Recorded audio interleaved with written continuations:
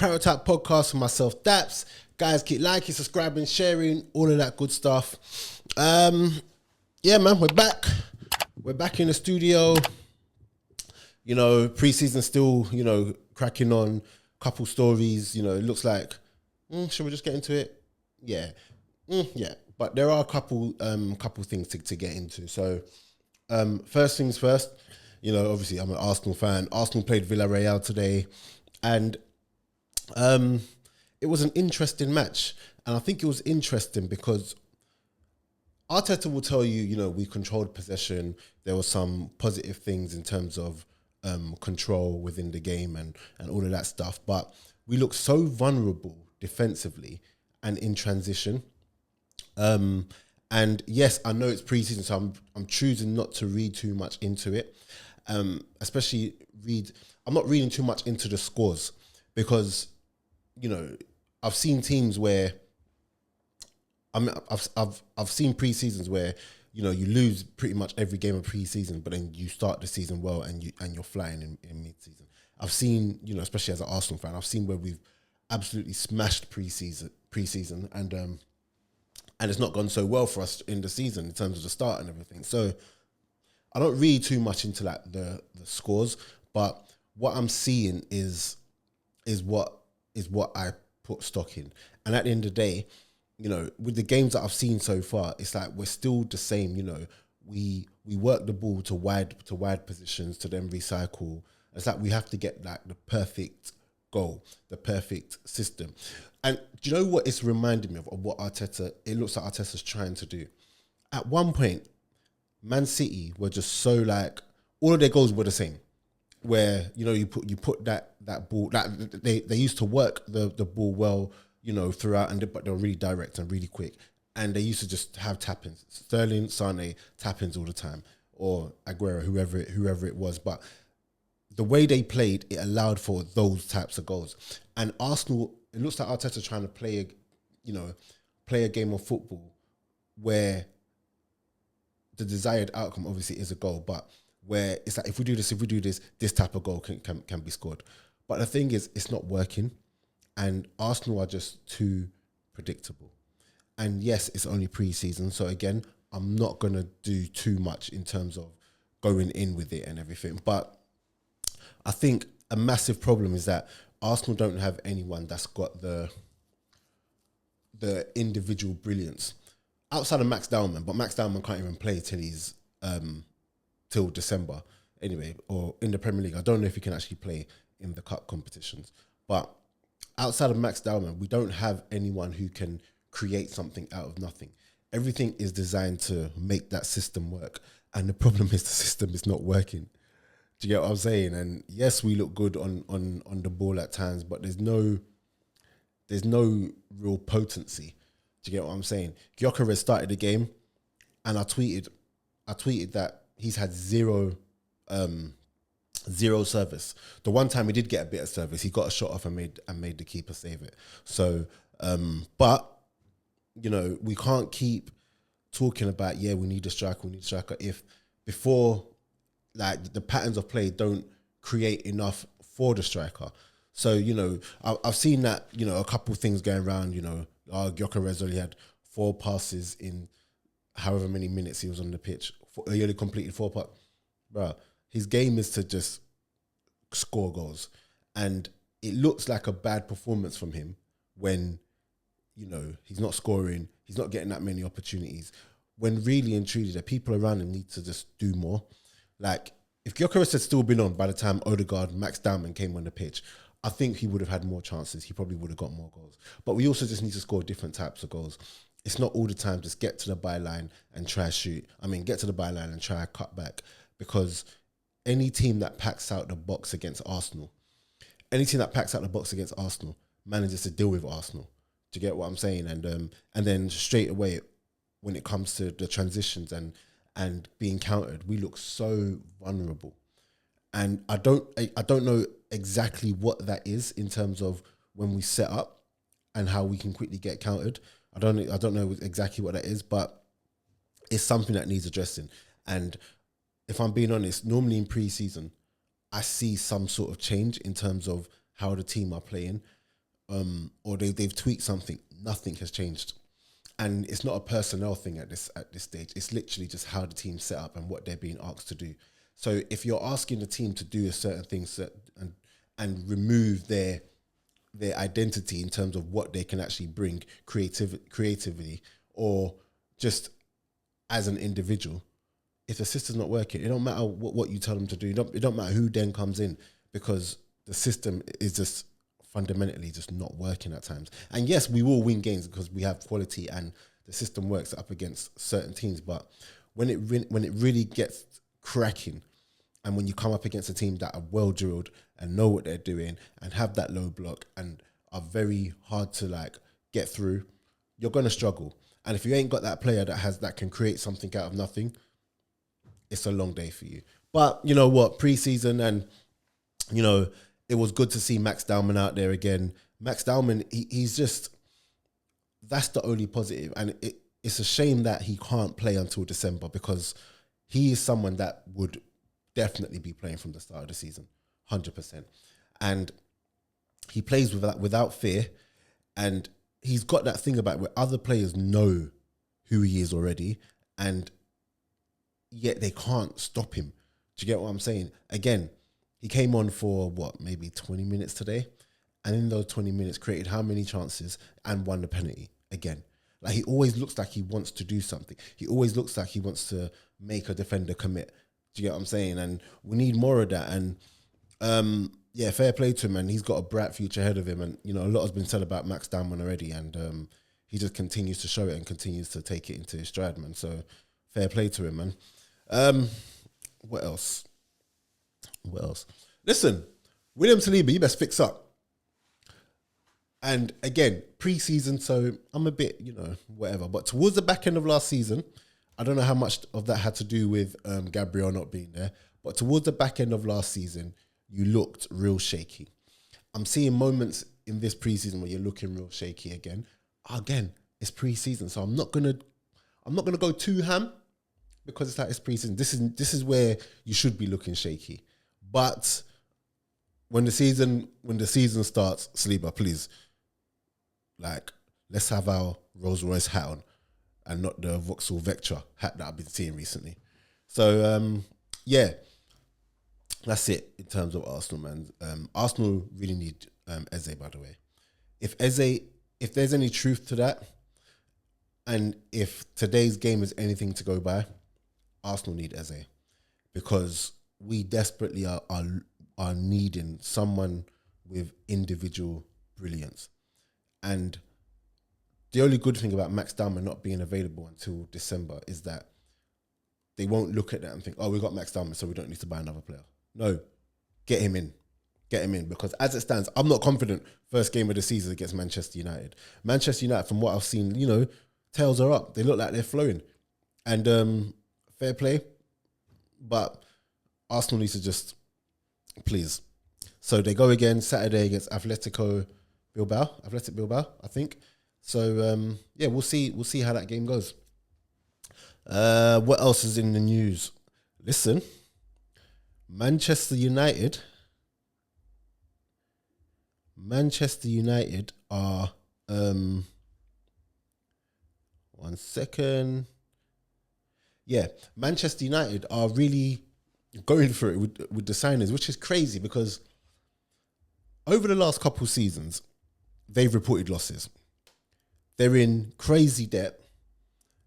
They're not getting Champions League football this year. They haven't got Champions League football this year. They finished low in the Premier League, but yet they're still able to spend this money. And, you know, Sesko looks like he's coming in. You know, obviously that's still up in the air, but we know how I feel about that. I just want that to be done. But it's looking like he's going to go to Manchester United. Cunha has come in. Mbeumo has come in. And it looks like Baleba is next on their list. Whether or not that happens, because as it stands, Brighton are saying, nah, we're holding on to him. But you just never know. But Man United are looking to splash that cash. And they're making real good signings with Premier League quality. Do you know what I'm saying? And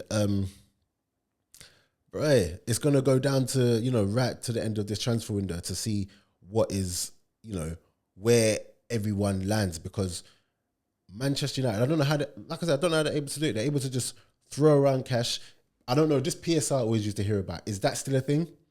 Is PSR still a thing? Because how are Man United able to spend this money that they're spending? Not to say that they don't have the money, but you know, everyone made a big whatever out of PSR. And also, listen, where did this whole net spend thing come into it? I'm tired of people saying, "Oh, you spent X amount of money. Oh, but I'll net spend it." Listen, you spent the money, whether or not your net spend is at zero, at 40 mil or whatever. You've spent the money. All of this net spend. It's like saying you spent 700 million. Oh no, but we sold 600 million. So really should have been spent. No, you spent 700 million. If you've invested in the squad, you need to just say, okay, this is how much we invested. Why are people using net spend to like downplay how much they spend? Liverpool have spent however much money on improving their squad, but it's like all they want to do is talk about net spend. I don't care about net spend. Net spend shouldn't be, it's good if we're talking about balancing the books and we're all accountants here, but listen, just own the money you spend. Don't try to take away the pressure of however much you spent or whatever you need to do in the season. Just know that you spent the money and that's it. Now own it. Outside of that, pardon me. Outside of that, let's see what's going on with Twitter. Let me just bring up Fabrizio as always.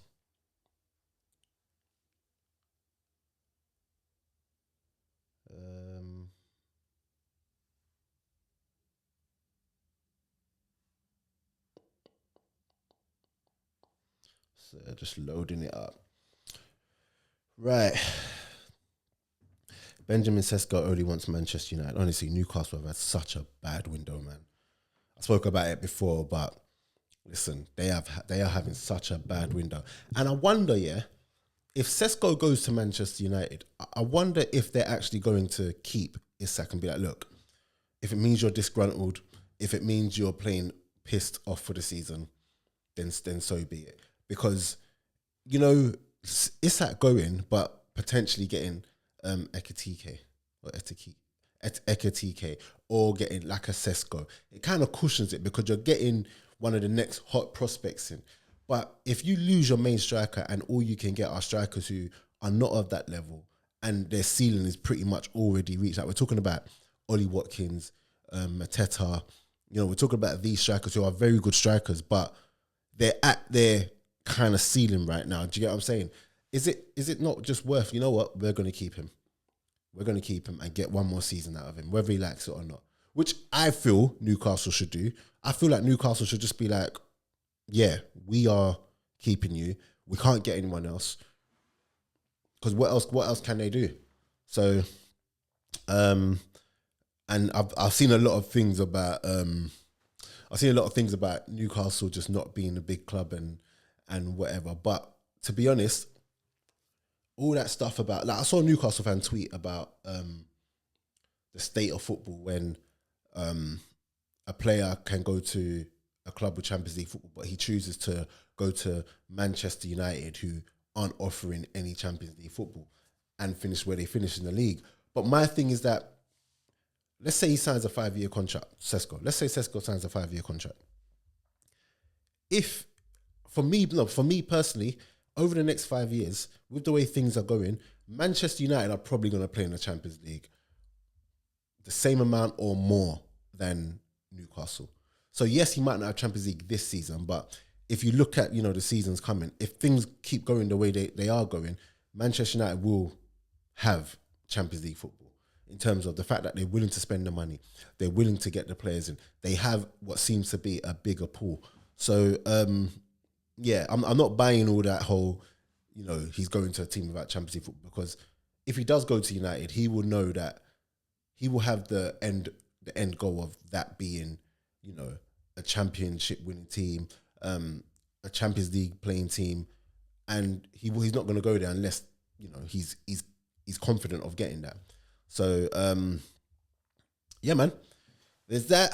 Baleba, listen, if Baleba goes, Brighton plan to keep Baleba at the club, as price tag will be very high, seen as difficult deal. Yeah, man, I can't imagine Baleba will go for anything cheap. And if Brighton are smart, they would keep him for another season, knowing that they probably cannot get another player in of that quality this close to the season starting. But then again, some might say that with the season that he had and knowing that there might be many interested clubs, they probably did their scouting and probably, eyed someone who they would think, would be a successor to him if they expected bids coming in. So I don't think it's a surprise that they're getting bids in for Baleba. But I feel like those were like, that would have been like a contingency in terms of them getting in someone else in, because, they would want to keep him 100%. Yao Pedro gone, Estupinan gone, and Baleba going, all would be massive blows to them. Darwin Núñez to Al Hilal, 53 million. I can't lie, I was complaining about net spend, but Liverpool are making money. Liverpool are making serious money in terms of, their outgoings. Do you get what I'm saying? They're doing good business. And if Núñez goes to Al Hilal, fair play to him. I still think one more year at Liverpool would have been all right for him. Do you get what I'm saying? And if they let him go, they must be really confident of getting Isak, honestly, because I think that will leave them a little bit short. So they must be really confident that they're going to get him if they're allowing him to go. I do think, like I said, one more season, I don't know what it is, but I just feel like it would have just clicked for him this season. But on the evidence that, we've seen already, fair play. I understand why, they'd want to sell him, especially if you're getting 45 million and upwards for him. Yeah, so he's going there. Looks like Harvey Elliott could be going to Leipzig. Harvey Elliott, who was once, well, still is like a fan's favourite at Liverpool, is looking like he might be going to Leipzig. And the thing about Harvey Elliott, it's not that he can't play. How can I put this? I don't think anyone looks at Harvey Elliott and thinks he's a bad player. I think, though, with the way the system is, it's maybe just not suited to his style as much as Liverpool or even Harvey Elliott might want it to be. Do you know what I'm saying? So now it's like we've got a player that can come in, contribute and whatnot, but he probably feels like he needs more football. He probably looks at, Leipzig model or, teams in Europe and sees that's more my style of play, a bit more slow, not so intense as Liverpool. And it could be a good opportunity for him to go and get, game time and just build his thing up. Do you get what I'm saying? And Liverpool probably just thinking that we can get solid cash for him, even better. So, sometimes when people sell players, it's because they haven't really done well. Like Darwin Núñez, I feel like people might look at him and think, not that it was a flop, but think it's just not gone as good as they would have wanted to. Whereas with Elliott, I think people are probably going to look at that and think, you know what, our style probably just doesn't match up with where you're currently at or your style of play. It's not that you're a bad player, but it might be best for you to just go get game time elsewhere. But equally, if they were to keep Elliott, I don't think anyone would complain. Do you know what I'm saying? Because he is a fan's favourite, and when he does play, he gives his all and he contributes and has actually come up with some important goals for Liverpool. So, yeah, fair play to him. I keep saying fair play. I don't know when that started. Son has completed his move to LAFC. Done and dusted. This is it Guyu? I don't even know. The one from Chelsea. So he's gone to Sunderland. What else? Oh, Thomas Muller has gone to Vancouver Whitecaps. That's an interesting move for him.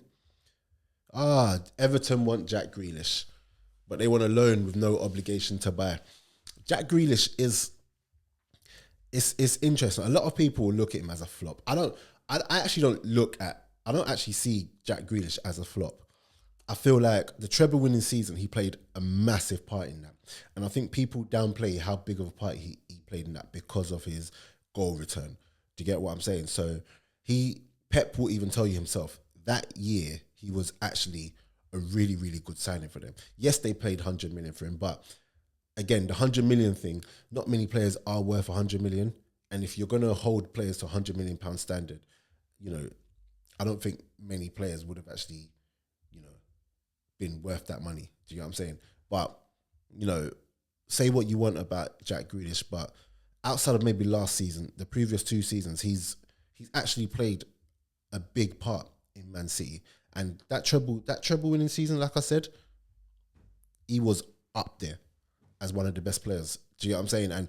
And you can debate me on this if you want, but he hasn't been a flop. I think people might have wanted more from him. I think when you look at the player he was at Aston Villa, I think people would have wanted him to replicate that from Man City. But it's a totally different team, totally different manager, totally different philosophy. And what he was doing at Aston Villa, it's just not needed or not fitted or not suited to the system that Pep wants him to play. I think he would have loved to come to Aston Villa and been able to dribble and do whatever he was doing at Aston Villa and play with that freedom. But unfortunately, when you go to a bigger team, you have to play for the team and not yourself. So I think that's played a massive part in terms of what we've seen from him. But again, he's not been a flop at all.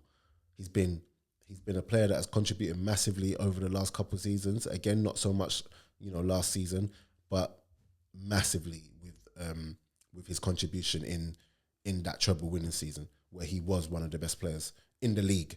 So, and you can argue with me with that if you want. I'm ready. Let's go. Let me know if I'm lying with that one. But yeah, it looks like he might go to Everton. And if Everton do somehow get that deal done, that'll be a very, very good deal for Everton. That'll be a very, very good buy.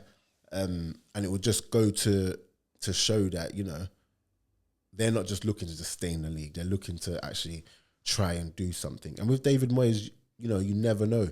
You never know. He's probably going to get them playing in a way where they're going to be very difficult to beat, and they're going to pick up points, and they're going to be very nasty to go away to, in terms of, it's not even Goodison Park anymore. It's the new stadium. What's the new stadium called? I don't actually know. But yeah, I'm a bit surprised that more people haven't gone in for Jared Brathwaite. I'm a bit surprised by that. I thought more people would have gone in for him because he is a very, very good defender. But I think if he plays anything like he has been playing this or the last season before, then I think someone will definitely come in for him because he's a top talent. Cool. Kovacic received an offer from Saudi, but he wants to stay at Man City. And I think that's it. Guys, if there's anything else you want me to really talk about, let me know. Yeah, let me know. So, yeah, that's it from me, guys. I'm out.